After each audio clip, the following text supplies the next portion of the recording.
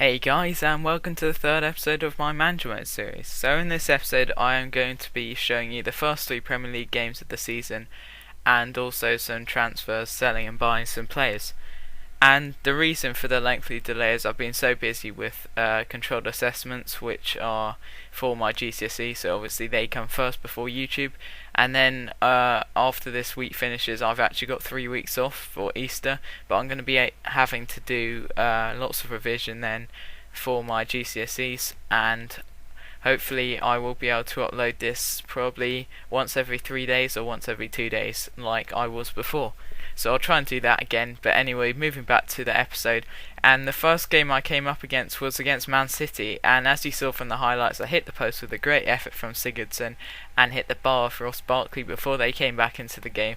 But I controlled the game after they had a few chances and really should have won this, to be honest. But then again, not winning against Man City away from home isn't the worst result, seeing as I reckon they probably will win the league. They are such a strong side. They signed people like Schneider, and you do see that Joe Hart was man of the match, and I completely dominated the match facts and did deserve to win. But a 0-0 draw away from home is a promising start to the season, because it's a clean sheet against Man City, and that's really good, seeing as they had Aguero, Schneider, David Silva, some really good players out there.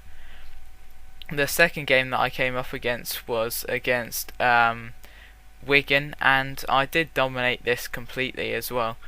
I was much better with my finishing, and Nathan Dyer had a superb game as per usual. He's been really good for me so far, and he completely dominated Figueroa down the right hand side, just beating him time after time and crossing the ball or cutting it back and having a go himself. And I get a surprise goal from my right back Rangel, who I actually decide to sell after this game because in my opinion he's really not good enough. He's too slow, he's not got a good tackle, and Flanagan is a much better player in my opinion, and he's got better potential. So I chose to sell him, and then I scored from a corner as well to make it 3-0, and it could easily have been more, as you've seen by all these chances. I mean, here's the best one, easy to make it 4-0, but I miss an open goal from 6 yards hitting the post with Danny Graham. But he definitely makes up for it from his header and also with the performances he's put in so far this season, as you'll come to see in the future episodes. And I just dominated the match so much that they didn't even manage to have a single shot in that whole match. And you'll see that I'm lying second in the table, which is a great start to the season, considering I had a tough start against Man City and then had Wigan, who could have caused an upset, but I completely dominated them. And here you'll see that I am going into the transfers, and I choose to sell Rangel to Blackburn, accepting their offer, and then I went to sign a guy called Justin Davies. Now he's a really young centre back, he's only 54 rated overall, which isn't very high, but as you saw from his physical stats, well, you might have caught them, I put them up for about a second. You can pause the screen and go back if you want to. He had 95 sprint speed, 96 acceleration, I think, 80 strength and 80 jumping, which is ridiculous physical stats, especially for such a young player, so he's obviously going to progress on those physical stats, and he's a brilliant player, and it definitely makes up for his standing tackle, which aren't too bad either. I think they're in the orange, so he'll be a nice backup player, as I need a big squad since I'm competing in so many different competitions, the League Cup, FA Cup and Premier League, and I am planning to win either the League Cup or FA Cup, although it will be tough because I'm going to be coming up against the best sides in those who are also trying to be winning them as well. And here you can see I'm just trying to sell the rest of my fringe players, but I don't want to accept offers that are quite a bit under the amount. And then I choose to sign a scout, and I signed this one from South Africa because I don't want to be spending too much of my transfer budget. I want to keep some of it for January and for the transfer deadline day in case I need to make any late signings.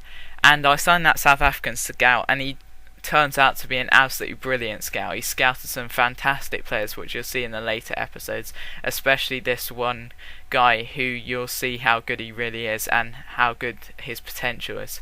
And I already take the lead 1-0 up, and it becomes 2-0 with Nathan Dyer's great pace and great finish. I was completely on fire at the moment, just destroying all the teams that I came up against, and I was unlucky not to get more of a lead. But then the game does turn after I have this spell of possession and spell of chances, and Bent now has a decent chance here, and it wasn't as dominant as the chances suggested. This was the turning point when Scott Sinclair got injured, which was really unfortunate because he's been such a great player for me so far, and I really hope that he won't be out for too long, but you'll see how long he's out for after this game.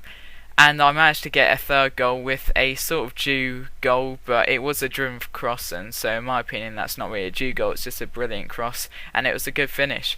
And the chances were the game was getting quite open now. Both teams had lots of chances, and they had another good chance here, but my keeper made a bit of an error, and they had pulled the goal back with a good Bentner header, typical style. They were just getting a few more chances now. My defence was falling to pieces, and they scored, but luckily it was offside. And I make a stupid tackle here. I completely missed the ball. I did show you the replay as I thought that originally I'd won the ball, but it was a terrible tackle. And they managed to pull a goal back here, and it was a tense last 5 minutes, seeing as they scored in the 87th minute. But luckily, a brilliant cross from Routledge, who was subbed on for Scott Sinclair, picks out Nathan Dyer, and he plants a brilliant header into the top corner. He's only 5'6" or something, so that was a really good header, especially for him. That's the end of the episode. Thanks for watching it, and thanks for all the feedback. Please do like the video if you enjoyed it, and I'll see you in episode 4.